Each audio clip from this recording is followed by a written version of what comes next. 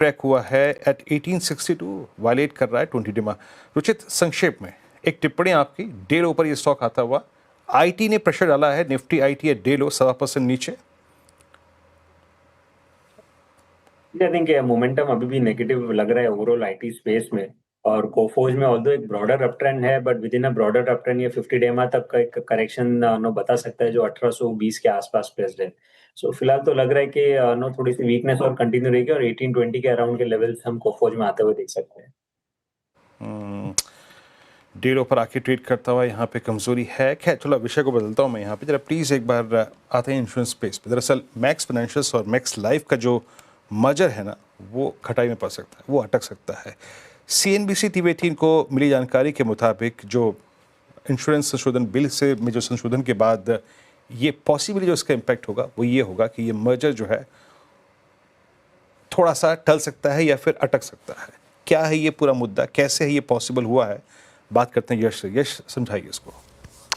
मैं इस पर्टिकुलर मुद्दे को समझा उससे पहले एक हल्का सा कॉन्टेक्स्ट दे देता हूँ। जैसे आपने बताया, इंश्योरेंस बिल में संशोधन करने के लिए सरकार ने कुछ प्रपोजल्स लाए थे। इसमें 5 बड़े प्रपोजल थे और उन 5 में से जो एक प्रपोजल था वो ये था कि क्या एक मर्जर या अमेलगमेशन इंश्योरेंस कंपनी और नॉन इंश्योरेंस कंपनी के बीच में होना चाहिए या नहीं। ये एक कंसल्टेशन पेपर यानी कि संशोधन के लिए एक स्टेक होल्डर व्यू के लिए पेपर लाया था सरकार ने।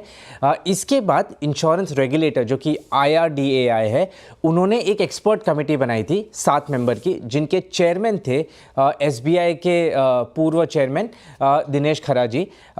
उनके लीडरशिप में एक कमेटी बनाई थी और ये कमेटी की रिस्पॉन्सिबिलिटी ये थी कि अपने सजेशंस, व्यूज़ दे इन सारे प्रपोजल्स पे। ना अभी जो ये इम्पोर्टेंट प्रपोजल था मर्जर का, उस पे हमें अपने सूत्रों से पता चला है कि ये कमेटी का मत है कि ये जो मर्जर का प्रपोजल है वो एक इंश्योरेंस कंपनी या नॉन इंश्योरेंस कंपनी के बीच में अलाउड नहीं होना चाहिए। और जैसे अब रेगुलेशंस है कि मर्जर और अमेलगमेशन सिर्फ 2 इंश्योरेंस कंपनी के बीच में अलाउड होना चाहिए, वैसा ही रहना चाहिए। इसका रैशनल या इसका रीज़न ये है कि कमिटी मानती है कि अगर एक नॉन इंश्योरेंस और इंश्योरेंस कंपनी के बीच में मर्जर अलाउ किया जाता है तो पॉलिसी होल्डर्स जो है इंश्योरेंस कंपनी पे, उन पे एक बड़ा रिस्क आ सकता है, क्योंकि हमें पता नहीं कैसा रिस्क जो दूसरी नॉन इंश्योरेंस एंटिटी है वो अपने बुक्स पे कैरी करती है, और इस वजह से काफ़ी बड़ा रिस्क हो सकता है ये पॉलिसी होल्डर्स के लिए। इसलिए इंश्योरेंस और नॉन इंश्योरेंस कंपनी का मर्जर नहीं अलाउड होना चाहिए।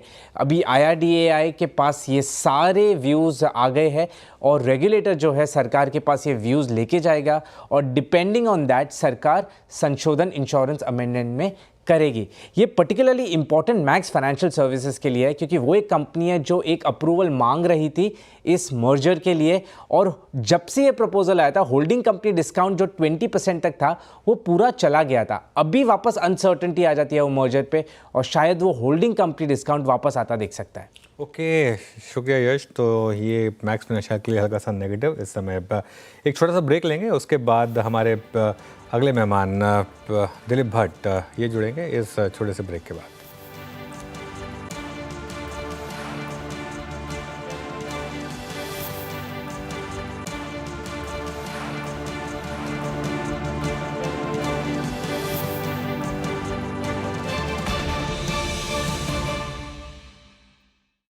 दादू दादू, ये प्रीमियम क्या होता है? बेटा, प्रीमियम मतलब समझ लो पेट्रोल। जब तक कार में पेट्रोल है तब तक कार चलेगी, पेट्रोल खत्म कार स्टॉप। बट पापा, इस बार पेट्रोल खत्म होने पर भी कार चलती रहेगी। वो कैसे? LIC के जीवन लाभ में प्रीमियम पेमेंट हो जाए स्टॉप, पर पॉलिसी के फायदे चलते रहते हैं। मतलब अब लाइफ की गाड़ी चलेगी नॉन स्टॉप। LIC हर पल आपके साथ।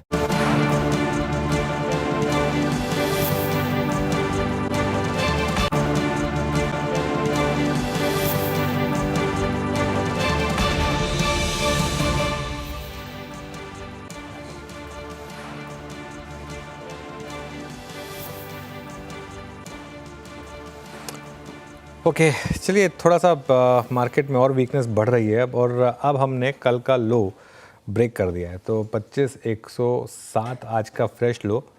तो वीरो 3 दिन के बाद आज एकदम से मार्केट ने लोअर हाई और लोअर लो बना दिया और साथ में 20 डेमा का फिर से रिजेक्शन दिया, तो थोड़ा सा अभी प्राइस पैटर्न जो है वो आज का थोड़ा सा नेगेटिव है।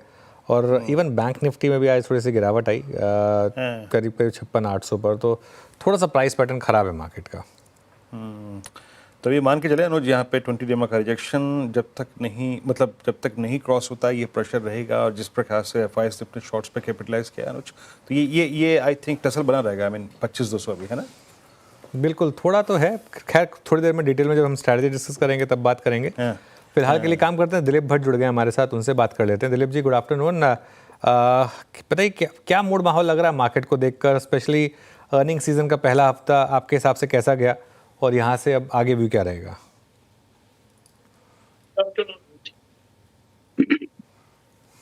I think so far the results have been, especially अगर हमने निफ्टी के स्टॉक्स को देखे तो they have been below par. By and large they have been below par. बहुत कम आए हैं लेकिन they have been below par. But overall अगर हम broader basket में भी देखें तो it has been a mixed bag. लेकिन by and large the results have been below the estimates even in the broader markets. और इम्पोर्टेंटली मुझे लग रहा है कि जो कमेंट्री आ रही है, मैनेजमेंट की कमेंट्री आ रही है, that is not giving an assurance कि सेकेंड क्वार्टर में सब कुछ ठीक ठाक हो जाएगा। तो ऐसे लग रहा है कि शायद आगे चल के मे बी थर्ड और फोर्थ क्वार्टर की उम्मीद की जा सकती है। और अगर ये थर्ड और फोर्थ क्वार्टर में ही रिवाइवल आएगा तो हम यही देखने को मिलेगा कि शायद निफ्टी ईपीएस ग्रोथ जो अब तक 11-12 के आसपास जो बात कर रहे हैं उसको शायद एक थोड़ा बहुत डाउनग्रेड के पूरे चांसेस हैं, फर्दर डाउनग्रेड। तो मैं यही समझूंगा कि markets are still begging for a direction, और इसमें कोई दोहरा नहीं है कि market certainly it is not in favour of the investor, एक ओवर वैल्यू जोन में घूम रहा है। And unless and until you get a full unstinted support from FIIs, market शायद यहाँ से एक साइडवेज मूवमेंट या कंसोलिडेशन फेज में रहेगा for some time to come. I hope I am wrong because we all want markets to go up. हाँ, वो तो सही है सर, लेकिन अभी आईटी का जो कमेंसमेंट हुआ नंबर्स का, टीसीएस हो गया, एचसीएल टेक्नोलॉजीज हो गया, टेक महिंद्रा हो गया, ये नंबर्स कैसे लगे आपको? और टीसीएस का तो एक्यूट केस था, मतलब आइसोलेशन में उनका वो जो भारत में बीएसएनएल का ऑर्डर है वो उसका एक इम्पैक्ट था, बट आईटी मोर और लेस आप कैसे रीड कर रहे हैं इस प्राइस पे इस वक्त? क्योंकि प्रीवियस हाई से एक बड़ा डिफरेंशियल यही कमांड कर रहा था, उधर यूएस में नैस्डैक काफ़ी अच्छा करता हुआ, तो एक शायद एक व्यू बन रहा था कि कैचअप रैली बनेगी, बट इन नंबर्स के बाद उस रैली के फिजल आउट होने के फियर आपको लग रहे हैं क्या? नैस्डैक की बात करें तो we all know that Nasdaq में बहुत एकदम सिलेक्ट स्टॉक्स जो आईटी में आ जाते हैं, जो may not be pure software play and IT play, तो उनका एक डोमिनेशन बहुत जबरदस्त है वहां पर। और जहां तक इंडियन आईटी कंपनीज की क्वेश्चन सवाल आता है, तो मुझे लगता है जरूर ये रिजल्ट्स ने काफी अच्छा डेमोन्स्ट्रेट किया है कि विजिबिलिटी इतना बहुत ठीक ठाक नहीं है, वॉल्यूम ग्रोथ सर्टेनली एक क्वेश्चन मार्क है, और जो मोस्ट ऑफ द कंपनीज ने अच्छे खासे अपने ओवरहेड्स बना रखे in terms of number of people, तो ये सब चैलेंजिंग रहेगा इनके लिए। तो देयर इज नो क्लैरिटी कि whether there is this recovery from this situation will happen quickly. तो अगर होगा भी तो भी ऐसा लग रहा है, जैसे मैंने कहा, थर्ड या फोर्थ क्वार्टर में उम्मीद की जा सकती है। तो ये रिजल्ट्स को देखते हुए लग रहा है शायद whether it was TCS, whether it was TechM, HCL को देख लो। एचसीएल में तो people were expecting an upgrade, और वहां पर उन्होंने डाउनग्रेड कर दिया the forecast for the current year. तो one did not be in a hurry to buy IT companies, but ये भी मैं कहूंगा कि आईटी एक सेक्टर है जहां पर a lot of companies are very well managed, corporate governance, conversion from EBITDA to free cash, ये सब बहुत अच्छे हैं। तो एक लेवल पे आके शायद it can become a part of your portfolio on a longer term basis, and also to provide some defense and resilience to your portfolio. लेकिन इस लेवल पे कोई जल्दबाजी करने की जरूरत नहीं है निवेश करने में। I think we should wait and watch.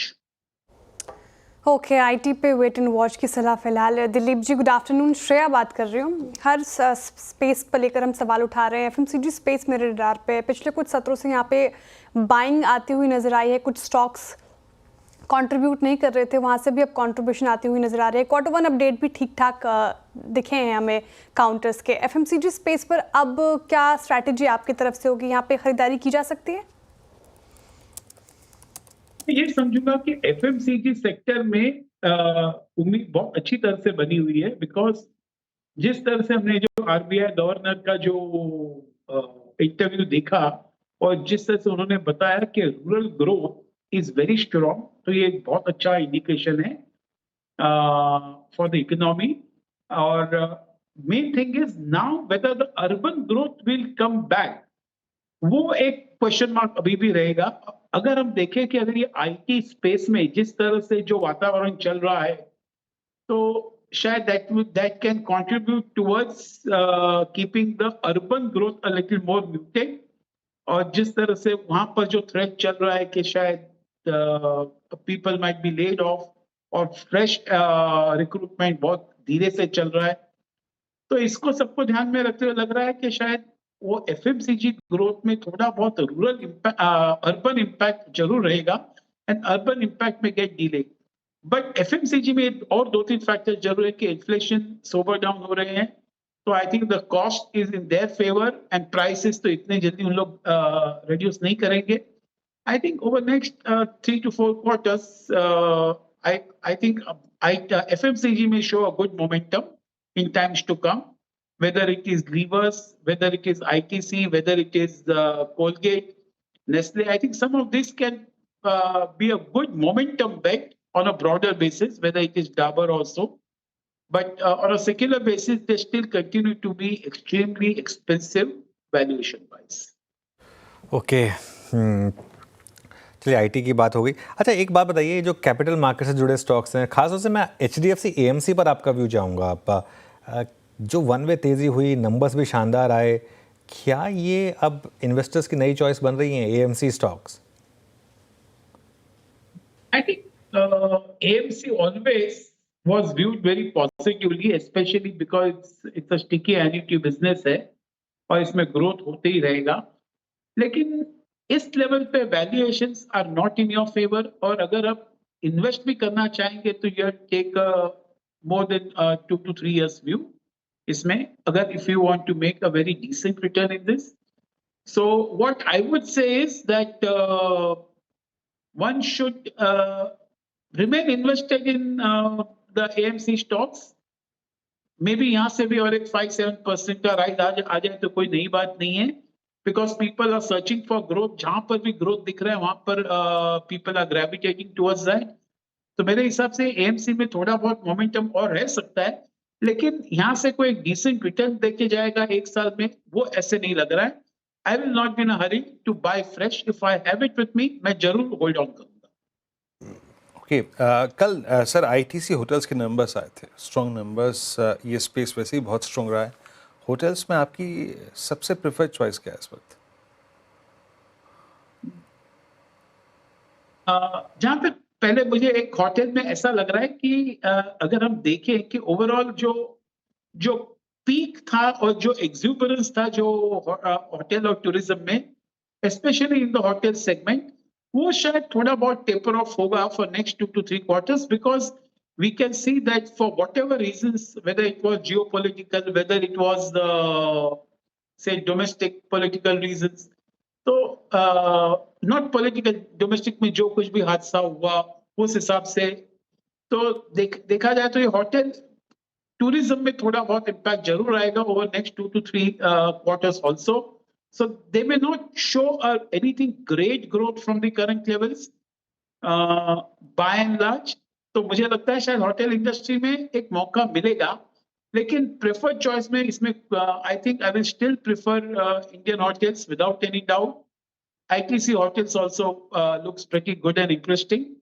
But beyond that, I will still prefer to wait and watch. एकदम ऐसे I will not be in a hurry to commit any investment in this particular sector at this rate. Okay, तो अभी फिलहाल rate उतना comfort लग नहीं रहा आपको, यहाँ पे भी वेट एंड वॉच की सलाह, लेकिन इंडियन होटल्स आपको ज़्यादा पसंद आ रहा है।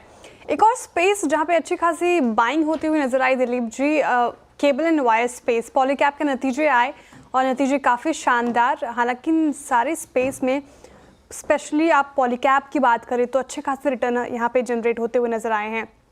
KI इंडस्ट्रीज देख लीजिए, RR काबिल, फिनिक्स केबल हो, सभी में अच्छी खासी तेजी थी। इस स्पेस पर आपका क्या नजरिया है फिलहाल, और यहाँ से कोई चुनिंदा स्टॉक्स जो आपको अच्छा लग रहा हो? पहले तो ये केबल इंडस्ट्री में ऐसा लग रहा है कि ये वॉल्यूम ग्रोथ की जो बात हो रही है, I think that will continue for at least couple of year as government ने जिस तरह से BSNL के साथ जुड़ के काफी सारे वेरी एम्बिशियस प्रोग्राम बनाए हैं, तो मुझे लगता है कि केबल इंडस्ट्री का डिमांड काफी अच्छा रहेगा and as such volume growth आने में इनको कोई दिक्कत नहीं होगी, whether it is KEI, Polycab, Havells, आप जिसका भी नाम ले लो, फिनोलेक्स ले लो। The only thing is, except for Finolex, rest all of them still are very expensive. But फिर भी on a slightly medium to long term basis, I think this industry deserves an attention, and maybe one can think about buying some of this gradually. ये सब companies में से, whether it's Polycab, KEI, I think one can definitely think about buying. I would even say Paramount Cable also. I think that also is a very good company. It's a micro cap की company कहा जाएगी. So I would certainly think that ये industry में अभी भी investment करे और उसमें रिटर्न मिलने के उम्मीद बहुत अच्छी है। ओके, शुक्रिया सर। दिलीप सर, आप इस कार्यक्रम में शामिल हुए सभी सेक्टर्स पे और स्टॉक स्पेसिफिक बात भी आपने रखी, अपने व्यूज़ रखे। बहुत बहुत शुक्रिया आपका इस कार्यक्रम में शामिल होने के लिए। निफ्टी लेके आइए, इट्स 25115, डे हाई से लगभग हम 125 पॉइंट नीचे हैं। बैंक निफ्टी भी ऑलमोस्ट 20 डे तक रिट्रेस होता हुआ। अनुज, आज ये एक्सपायरी हो रही है अभी भी उसी जोन में जो कि डिसाइड किया गया था सुबह, that option zone, but lower edge पे। कल के लिए व्यू क्या रहेगा अनुज? देखिए, क्लोज ख़राब है, विदाउट अ डाउट क्लोज ख़राब है, और ना सिर्फ क्लोज ख़राब है बल्कि आपने लोअर हाई और लोअर लो भी बनाया है, तो आई थिंक इसको रिस्पेक्ट देना होगा हमें। 3 दिन से हम हायर हाई हायर लो बना रहे थे। शायद मार्केट कुछ समय और इस बैंड में बिताना चाहता है और कुछ समय और मार्केट शायद साइडवेज रहना चाहता है। अगर ऐसा है तो ठीक है, न्यूट्रल रहें निफ्टी पर कुछ समय के लिए। और आप अभी बैंक निफ्टी में अभी भी कहूँगा कि वो लॉन्ग की ट्रेड इंटैक्ट है। निफ्टी में जरूर नलीफाई हुई है, बैंक निफ्टी में अभी भी इंटैक्ट है क्योंकि अभी भी हम 20 डेमा के ऊपर हैं। स्टॉक्स पे फोकस करिए, इंडिविजुअल स्टॉक्स, मेरे ख्याल से वहाँ पर आप फोकस करेंगे तो वो एक आपके लिए बेटर अपॉर्चुनिटी रहेगी। चलिए, अब यहाँ से BTST एस्टिमेटेड रेट शुरू करते हैं और मानस क्या पिक कर रहे हैं कल के लिए, फ्राइडे? देखिए, कल के लिए प्रेस्टीज स्टेट पे खरीदारी करने की राय रहेगी। यहाँ अगर आप देखें तो एक फ्रेश ब्रेकआउट ऑलरेडी हमने चार्ट्स पे देख लिया है। जो 1750 का एक अहम रेजिस्टेंस था, स्टॉक ने उसको ब्रीच किया है, तो इसके फ्यूचर में खरीदारी करके जाएंगे। करंट प्राइस देखें तो चल रहे हैं करीब 1790 के प्राइस चल रहे हैं। 1790 पे ट्रेड हो रहा है। स्टॉप लॉस आपको 1764 का लगाना है। 1764 के स्टॉप लॉस से खरीदारी करेंगे 1840 के टारगेट के लिए। ओके, प्रेस्टीज स्टेट्स यहाँ पर दाव लगाने की राय मानस जी की तरफ से। रुचित जी, आप बताइए, आप क्या पिक कर रहे हैं? ये हाउसिंग फाइनेंस स्पेस एक सेक्टर सेगमेंट है जो काफी बुलिश लग रहा है शॉर्ट टर्म के बेसिस पे, जिसमें LIC हाउसिंग फाइनेंस के चार्ट सक्सेस काफी पॉजिटिव है। कल के ट्रेडिंग सेशन में ही ये स्टॉक में ब्रेकआउट आ चुका था। आज हम देख लें कि फॉलिंग मार्केट में भी एक अच्छा रिलेटिव आउट परफॉर्मेंस दिखा रहा है कि मार्केट नीचे पर स्टॉक गिर नहीं रहा है। सो हमें लग रहा है कि ये एक मोमेंटम कंटिन्यू रहेगा, तो LIC हाउसिंग फाइनेंस में 629 के नीचे स्टॉप लॉस के खरीदारी की सलाह रहेगी 654 के टारगेट्स के लिए। ओके, LIC हाउसिंग फाइनेंस आपकी बाय कॉल। प्रकाश सर, आपके कैरी करेंगे? कॉल जिंदल स्टील ट्रेड कर रहे हैं 948.50 का, मेरे ख्याल से 945 का स्टॉप लगाना चाहिए। बस 960 का टारगेट पॉसिबल है जिंदल स्टील। जिंदल स्टील पसंद आ रहा है गाबो सर को यहाँ पे बेट की राय। सोमिल जी, आप बताइए, आप क्या कैरी करेंगे कल के लिए? STBT कैरी करूंगा। सेल साइड का कॉल है। हुडको में 2040 डेली मूविंग एवरेज पर रेजिस्टेंस लेके एक अपवर्ड स्लोपिंग ट्रेंड लाइन नीचे की तरफ तोड़ी है on the hourly charts. Good setup for a short trade. Stop loss होगा 234 का और टारगेट होगा 220। ओके, हुड को आपका सेल कॉल है 229 पे। अमित जी, आपका ट्रेड? वीरेन जी, मैं मेटल्स में हिंडाल्को के साथ जाऊंगा। हिंडाल्को एक सपोर्ट जोन से रिवर्सल दिखा रहा है 50 डेमा से, और वैसे भी अगर चार्ट को देखें तो it's a good support area 670 के आसपास। करंटली 675 का प्राइस है, 668 का स्टॉप लॉस रहेगा और टारगेट्स रहेंगे 688 के। ओके, हिंडाल्को पर बेट लगाने की खरीदारी की राय ये आती हुई 675 पे कर रहा है कारोबार 1.5% की तेजी के साथ। चलिए अब BTST STBT ट्रेड्स हो गए पूरे। अब डीलिंग रूम चेक लेते हैं। यतिन जी मौजूद हैं स्टूडियो में। बताइए यतिन जी, कहाँ डीलर्स बेट लगा रहे हैं? Good afternoon Shreya. और दो स्टॉक्स जो आज फोकस में हैं उनमें सबसे पहले है फोर्टिस हेल्थ केयर, और ये हॉस्पिटल कंपनी में डीलर्स BTST की एडवाइस दे रहे हैं। आज स्टॉक में मोमेंटम अच्छा है और 815 से लेकर 825 तक के लक्ष्य डीलर्स इस काउंटर पर रख रहे हैं। तो यहाँ BTST की एडवाइस है और डोमेस्टिक म्यूचुअल फंड्स खरीदारी कर रहे हैं, उसके चलते डीलर्स को लगता है मोमेंटम बना रहेगा। और उसी तर्ज पे लोधा डेवलपर्स, यहाँ भी डीलर्स खरीदारी की सलाह दे रहे हैं। और आज इन जनरल लो लेवल्स पे काफ़ी सारे रियल एस्टेट स्टॉक्स में बाइंग है। तो मैक्रोटेक बाय ऑन डिप्स की सलाह डीलर्स की, और 1460 1470 तक के टारगेट्स के लिए वो यहाँ खरीदारी का मूड बना रहे हैं। ओके, आपकी स्क्रीन पे यहाँ पर ये डीलर्स के रिकमेंडेशंस और इनफैक्ट उनके व्यू स्टॉक्स स्पेसिफिक, और एक बार स्क्रीन पर रखिएगा। हम फोर्टिस ऑल टाइम हाई पे क्लोज होता हुआ 2% ऊपर, मैक्रोटेक आपकी स्क्रीन पे 1437 पे, बट फोर्टिस एक बहुत स्ट्रॉन्ग क्लोज की तरफ बढ़ रहा है। और इनफैक्ट मेरे 2 बजे की समरी में इस स्टॉक को मैंने इंक्लूड किया था। बेहद शानदार technical pattern, 809 all time high. Amit ji, ये प्रोजेक्शन क्या बनता है? मैं आऊँगा कुछ देर में, थोड़ा सा ब्रेथ को देखूंगा, लेकिन उससे पहले क्योंकि फोर्टिस का जिक्र हो गया यहाँ पर, ये प्रोजेक्शन क्या है इसका? जो राउंडिंग बॉटम का ब्रेकआउट हमने 9 जून को देखा था मेरे ख्याल से 740 पे, और वो पूरा का 740 और नीचे 580, यानी करीब करीब 160 रुपये अबाव 740, यानी 8, मतलब यहाँ पे भी 50 70 रुपये की गुंजाइश लगती है आपको? और जी वीरेन जी, पोजिशनली जरूर लगती है, क्योंकि स्टॉक ऑलमोस्ट अपना 52 वीक हाई क्रॉस करने के कगार पे है। एक हायर लो बनाया और काफी नैरो रेंज कंसोलिडेशन पिछले 2-3 दिनों के, उसके बाद हम ये मूव देख रहे हैं। ओवरऑल इसका जो मोमेंटम इंडिकेटर है RSI, वो भी वेल प्लेस्ड है। तो कल अगर फॉलोअप यहाँ पे मिलता है तो मुझे लगता है then it is heading for 850 to 860 to begin with. Stop loss हम रखेंगे 790 रुपीज का। ओके, फोर्टिस हेल्थ केयर पे आपका व्यू है। इस बीच मैं एक काम करता हूँ, जरा आपको दिखाता हूँ ब्रेथ आज की। ब्रेथ काफ़ी ख़राब नज़र आएगी आपको, और ये देखिए 94 शॉट्स और लॉन्ग अनवाइंडिंग 20 पे, मेरे ख्याल से इस पूरे हफ्ते की अब तक की सबसे ख़राब ब्रेथ, और 63 में लॉन्ग और शॉर्ट कवरिंग 44 में। कंसिडर्ड फिगर्स अप्रॉक्सीमेटली अगर आप देखें 107 के आसपास थी। आइए इधर एक एक करके स्लाइड्स को देखते हैं। लॉन्ग कहाँ पे था, शॉर्ट कवरिंग कहाँ पे थी? लॉन्ग था सोना BLW, news impact, Prestige Estates में स्ट्रॉन्ग मूव था। HDFC MC post numbers swing और स्ट्रॉन्ग हो गया। पतंजलि फूड्स में 3 दिन की जनाब कहानी कुछ कह ही रही है, कुछ अद्भुत हुआ है इस स्टॉक में। बाकी वरुण बेवरेजेस के डिसेंट पुल बैक, हमने कल भी बात की थी कि आएगा, आया आज भी। बाकी बालकृष्ण इंडस्ट्रीज स्ट्रॉन्ग मूव यहाँ पे था। UPL और शॉर्ट कवरिंग का केस, बालकृष्ण इंडस्ट्रीज में मल्टी मंथ स्लोपिंग और चल कटी, और गोदरेज प्रॉपर्टीज़ में बहुत रियल स्टेट स्पेस आज का सबसे हॉट कमोडिटी था। बाकी ज़ायडस लाइफ ये 1.5% ऊपर। आइए जरा देखते हैं शॉर्ट कहाँ कहाँ पे बना। LTI माइंट्री, IT, Bharat dynamics, defence, IT, और आपका एक्सचेंजेस बैकफुट पे थे। इंटरग्लोबेशन में सुबह से कोलैप्स था। आज सुबह रचना जी का इसमें पूरा ऑप्शन का ट्रेड भी था, वो भी बहुत अच्छा गया देखिए। और जहाँ तक लॉन्ग अनवाइंडिंग, जहाँ प्रॉफिट्स कैश में कन्वर्ट हुए, जहाँ पे लोगों ने अपनी लॉन्ग पोजिशंस को हाथों हाथ काट लिया, मैक्स हेल्थ केयर। हालांकि इस पर याद रखिएगा न्यूज़ का इम्पैक्ट था जो हम ये समझ रहे थे। बाकी SBI लाइफ, HPCL, MCX और KFIN ये भी बैकफुट पे थे। और जरा प्लीज़ आपकी स्क्रीन पे एक बैंड अपडेट रखते हैं, मतलब किन किन स्क्रिप्स के डेरिवेटिव बैन में जाने की गुंजाइश है। RBL बैंक वायदा बैन में जा सकता है, आज ये बैन से बाहर था। और देखिए, और आपकी स्क्रीन पे ये मार्केट वाइड पोजीशन लिमिट के 115% की फिगर को, परसेंटेज को टच कर चुका है। तो कल सुबह आप इसको अपने मतलब डेरिवेटिव बैन की लिस्ट में पाएंगे। मैं 1-2 स्टॉक्स बावजूद इसके कि बाजार कोलैप्स हुआ, we're almost closing at day low, जिन स्टॉक्स की आज मतलब तारीफ करनी पड़ेगी आपको, एक बहुत अच्छा मूव दिया UPL, पूरा रियल स्टेट। और उसके बाद आप लेके आइए जरा please Varun beverages, Tata consumer एक अच्छे क्लोज की तरफ बढ़ता हुआ, above all moving averages. Fortis का जो मैंने जिक्र किया, बहुत अच्छे क्लोज की तरफ बढ़ता हुआ।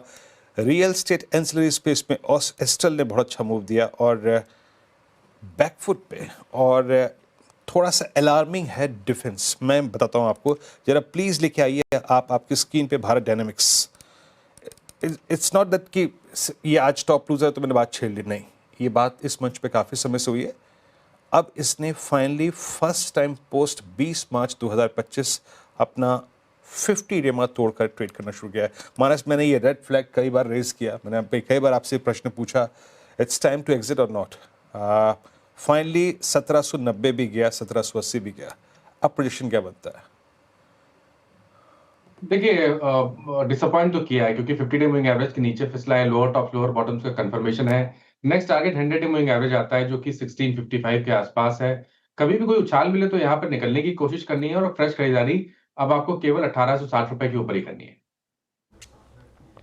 सेल ऑन राइज की रणनीति भारत डायनेमिक्स में अपनाएं और डिफेंस स्टॉक्स में मुनाफा वसूली तो देखने को मिल रही है। फिलहाल कहाँ पे अच्छी बाइंग आज के सत्र में देखने को मिल रही थी? हालांकि वीरेंद्र जी ने जिक्र किया एक सेक्टर जहाँ पे अच्छी खासी तेज़ी थी आज के सत्र में, वो थी रियल्टी स्पेस। डीलर रूम भी आप देखें लोधा पर बेट लगा रहे हैं, वहाँ पे भी डिप्स में बाई करने की सिफारिश थी। इसके अलावा प्रेस्टिज, ये स्टॉक धमाकेदार ऑप्शन में अमित जी ने भी सुझाया था, एक बार रखिए उनकी कॉल क्या थी और देखिए शानदार रैली। ये टारगेट 80 का ये एक्सपेक्ट करते, स्टॉप लॉस 35 का, 50 की कॉल अभी 64 के लेवल पर है। तो यहाँ पर शानदार रैली हमें देखने को मिल रही है। शोभा, गोदरेज प्रॉपर्टीज सभी में बाइंग। इनफैक्ट यूपीएल का जिक्र किया जहाँ पे अच्छी खासी शॉर्ट कवरिंग हुई और स्पेस पूरे स्पेस में आपको बाइंग तो नज़र आएगी। एक बार सुमितोमो केमिकल रखिए, बेयर क्रॉप यहाँ पर भी बाइंग नज़र आती हुई। बेयर क्रॉप कैसा स्टॉक लग रहा है मानस जी आपको? निचले स्रोत से यहाँ पे रिकवरी दिखाने की कोशिश की, सुबह हम डिस्कस भी कर रहे थे मेरे शो में, इसको 0.5% के करीब करीब तेज़ी है, यहाँ से अपसाइड पोटेंशियल हेडरूम नज़र आ रहा है क्या आपको? देखिए, अगर आपके पास समय है तो आप बिल्कुल स्टॉक को होल्ड कर सकते हैं क्योंकि जिस तरह का पैटर्न है, देखिए लास्ट वीक एक डार्क क्लाउड कवर पैटर्न बना लेकिन स्टॉक ने 20 डे मूविंग एवरेज पे सपोर्ट ले लिया। तो उसके हिसाब से तो जब तक 20 डे मूविंग एवरेज के ऊपर ट्रेड करता रहेगा तब तक आप पोजीशन में बने रह सकते हैं। 6100 का आपको स्टॉप लॉस लगाना है। ये भी ध्यान रखिए कि 6500 के ऊपर निकलेगा तो जो नेक्स्ट टारगेट होगा वो करीब 6850 6900 की रेंज में होगा। तो अभी तक का ट्रेंड पॉजिटिव लगता है, तो 20 डे मूविंग एवरेज के नीचे स्टॉप लॉस लगा लीजिए और बने रहिए स्टॉक में। ओके, फिलहाल ये अगर लॉन्ग टर्म के लिहाज से देख रहे हैं तो बेयर क्रॉप एक अच्छा काउंटर हो सकता है जहां पर आप इन्वेस्टमेंट कर सकते हैं।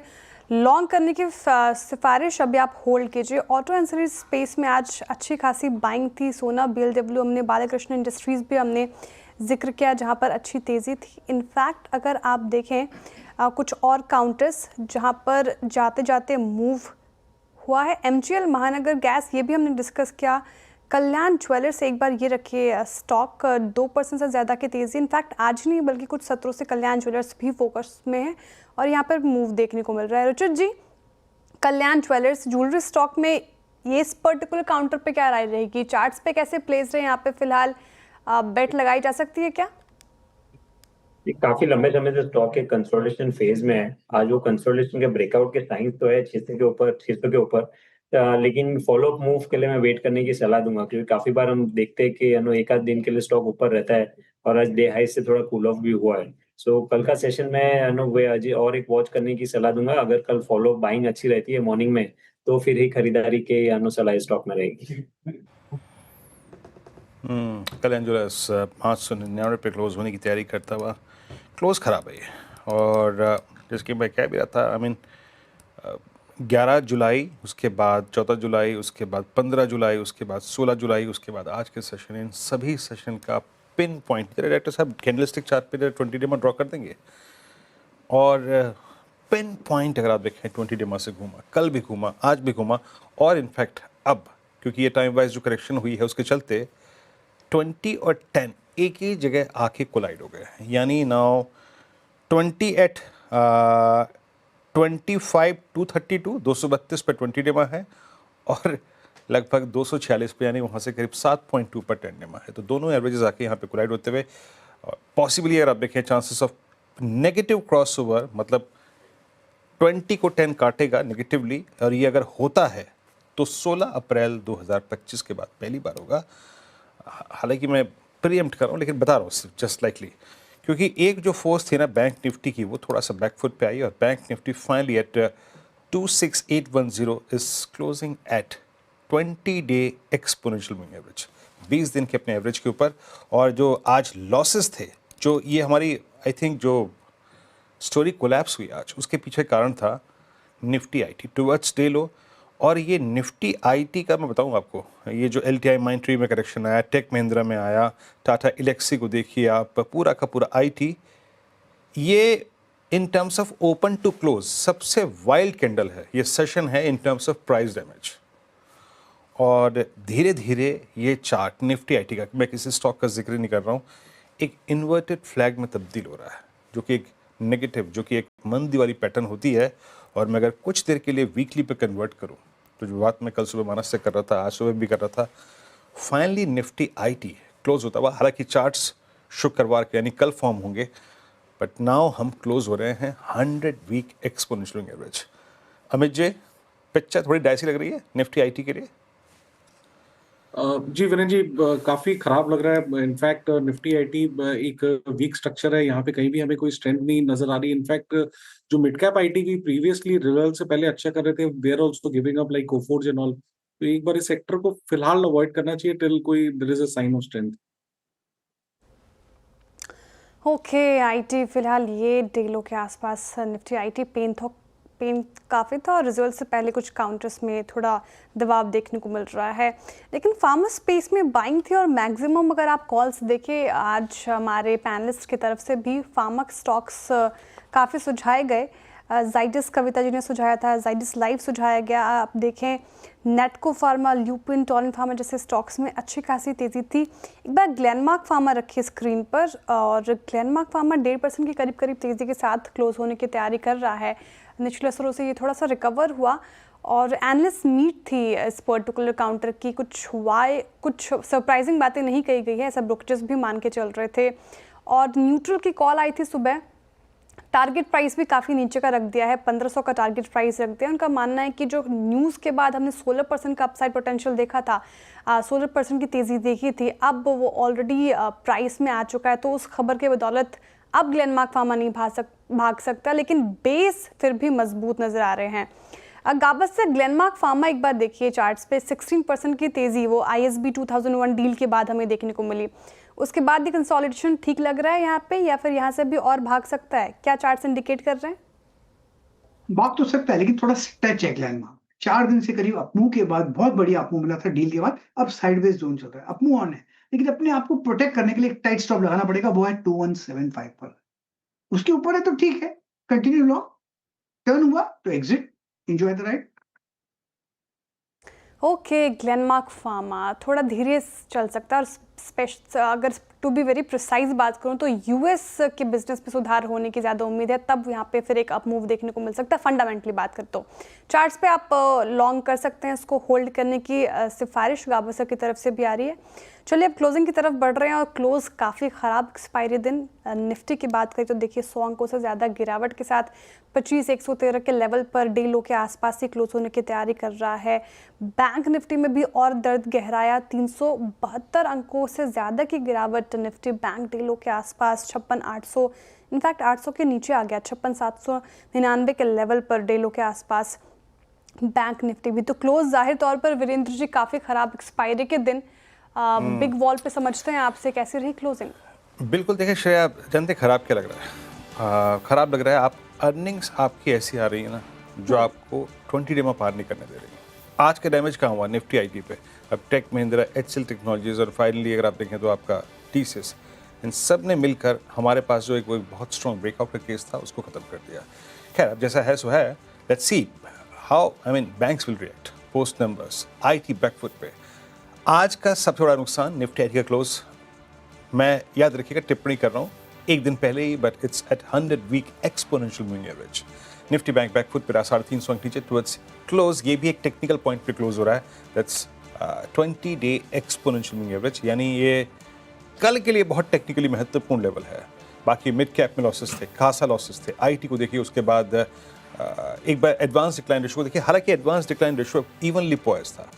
और फिर आते हैं जरा निफ्टी के ग्रिड पर निफ्टी की रूपरेखा कैसी थी, आज 50 स्टॉक्स की वहाँ पे क्या स्ट्रॉन्ग था, क्या कोलैप्स हो रहा था।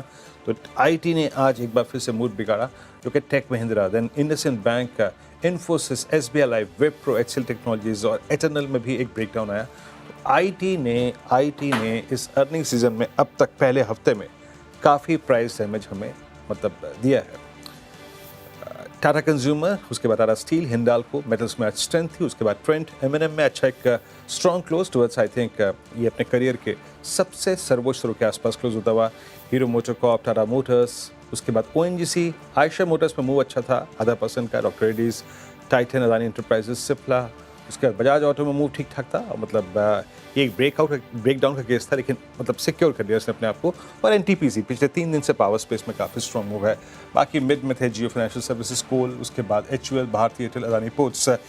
1-2 आज के मतलब सोना BLW, I mean acute strength वाले केस थे। सोना बीएलडब्ल्यू, प्रेस्टीज एस्टेट्स, यूपीएल, एकला चलो जैसे कहते हैं ना, मैं पूरे केमिकल बास्केट में अकेले चला, और एक Balkrishna industries and tyre space. Nifty 25,112 पे शट आपकी स्क्रीन पे, 37,076 पे निफ्टी आईटी, और निफ्टी बैंक करीब 56,809 पे। तो जितना हम आज के लिए बुरा सोच सकते थे, जितने हमारे पास स्टैट्स थे, मतलब हमारे पास एक दायरा था। निफ्टी बैंक के लिए नीचे 20 डे में हम उसी पे क्लोज हुए, लोअर एज पे।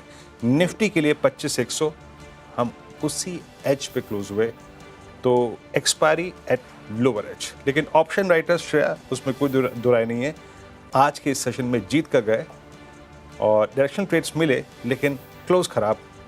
अर्निंग्स ने पहले हफ्ते में मूड बिगाड़ा श्रेया। बिल्कुल मूड बिगाड़ा, क्लोज काफ़ी ख़राब। और ऐसे में अब देखने वाली बात होगी कि शुक्रवार को मार्केट कैसे परफॉर्म करते हैं, नतीजे आज विप्रो के आएंगे, कैसे मार्केट रिएक्ट करता है उस पर देखने वाली बात होगी। लेकिन 3:35 पर मार्केट का पंचनामा में हमारे साथ जुड़िए। मार्केट की क्लोजिंग से आपके जहन में कोई सवाल, पोर्टफोलियो रिलेटेड सवाल, मैं और रचना जी मौजूद होंगे आज आपके साथ। कोई भी क्वेरी हो और वो एड्रेस करेंगे। फिलहाल इस शो से इतना ही, अब सीधे मुलाकात होगी कल मॉर्निंग शोज़ में। तब तक के लिए दीजिए इजाज़त और देखते रहिए CNBC आवाज़। नमस्कार। नमस्कार।